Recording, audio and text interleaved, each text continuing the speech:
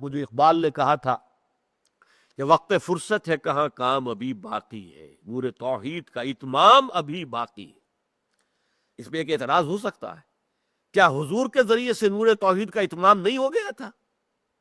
توحید مکمل نہیں تھی؟ نہیں نہیں، مکمل ہو گئی، لیکن مکمل ہو جانا، یہاں سے لے کے چھت تک ایک ستون آپ نے کھڑا کر دیا، یہ پورے ہال کو جب تک کہ اس کی سپورٹ نہ مل رہی ہو۔ آپ نے سعودی عرب میں، یہ سعودی عرب نہیں کہنا چاہیے، جزیرہ نماء عرب میں جاء الحق وزاق الباطل، حق آ گیا، باطل چلا گیا، دین حق قائم ہو گیا، توحید کے نور سے عربین پیننسولا، جزیرہ نماء عرب جگمگا اٹھا۔ لیکن صرف عرب تو دنیا نہیں تھی نا، اور حضور کو بھیجا گیا پوری دنیا کے لیے۔ تو جب تک یہ پورا گلوب، پورا عالم انسانیت جب تک اس نور توحید سے جگمگا نہ اٹھے، اس وقت تک بعثت محمدی کا صلی اللہ علیہ وسلم مقصد ہنوز شرمندہ تکمیل ہے۔ وقت فرصت ہے کہاں کام ابھی باقی، اور یہ ہو کر رہے گا۔ خبریں دی ہے حضور نے صلی اللہ علیہ وسلم، لا يبقى على ظهر الارض بیت وبر ولا مضر الا ادخلہ اللہ کلمۃ الاسلام۔ اس روئے ارضی پر نہ کوئی اینٹ گارے کا بنا ہوا گھر رہے گا، نہ کوئی کمبنوں کا بنا ہوا خیمہ رہے گا جس میں اللہ کلمہ اسلام کو داخل نہ کرتے۔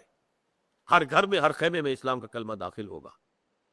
اور حضرت صوبان کی روایت مسلم شریف کی، ان اللہ زوالی الارض، حضور فرماتے ہیں میرے لیے اللہ نے ساری زمین کو لپیٹ دیا، فرائے مشارقہا و مغاربہا، تو میں نے اس کے سارے مشرق دیکھ لیے، سارے مغرب دیکھ لیے۔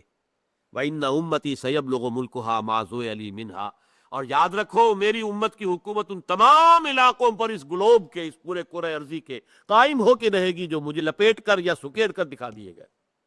یہ ہونا ہے، جس کو اقبال نے بھی کہا ہے، آسماں ہوگا سحر کے نور سے آئینہ پوش، اور ظلمت رات کی سیما پا ہو جائے گی، پھر دلوں کو یاد آ جائے گا پیغام سجود، پھر جبیں خاک حرم سے آشنا ہو جائے گی۔ آنکھ جو کچھ دیکھتی ہے، دل کی آنکھ، یہ آنکھ نہیں، آنکھ جو کچھ دیکھتی ہے لب پہ آ سکتا نہیں۔ میں وہ حیرت ہوں کہ دنیا کیا سے کیا ہو جائے گی۔ شب گریزاں ہوگی آخر جلوہ خورشید سے، جیسے سورج طلوع ہوتا ہے تو رات جو ہے بھاگ جاتی ہے، نہیں، شب گریزاں ہوگی آخر جلوہ خورشید سے، یہ چمن معمور ہوگا نغمہ توحید سے، یہ پورا چمن عالم انسانیت نغمہ توحید سے معمور ہوگا۔ اور توحید کیا ہے؟ ان الحکم الا للہ، کوئی حاکم نہیں، کوئی مالک نہیں، کوئی قانون ساز نہیں سوائے اللہ کے۔ اسی کا قانون ہوگا، اسی کی بات سب سے اونچی ہوگی، لِتَكُونَ کلمۃ اللہ ہی العلیٰ، تاکہ اللہ کی بات سب سے اونچی ہو جائے۔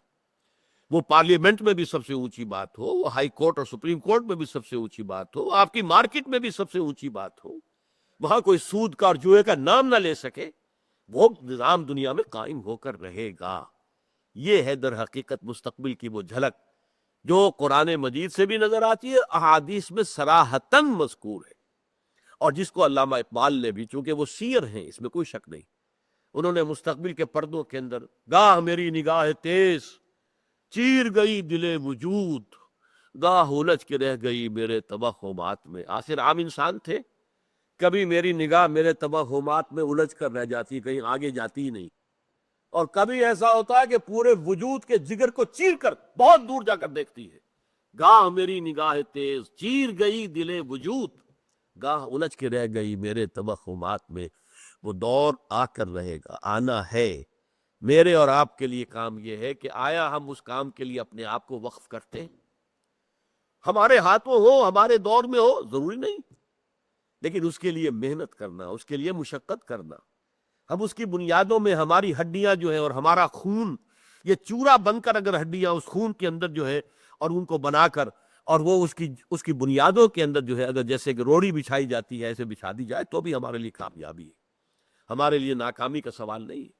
اپنا فرض ادا کرنے کی جد و جہد کرے، یا اس کے لیے قول ہے، یا ایھا الذین آمنوا هل ادلکم علی تجارۃ تنجیکم من عذاب الیم تؤمنون باللہ ورسولہ وَتُجَاهِدُونَ فِي سَبِيلِ اللَّهِ بِأَمْوَالِكُمْ وَأَنفُسِكُمْ ذَلِكُمْ خَيْرٌ لَكُمْ إِن كُنتُمْ تَعْلَمُونَ۔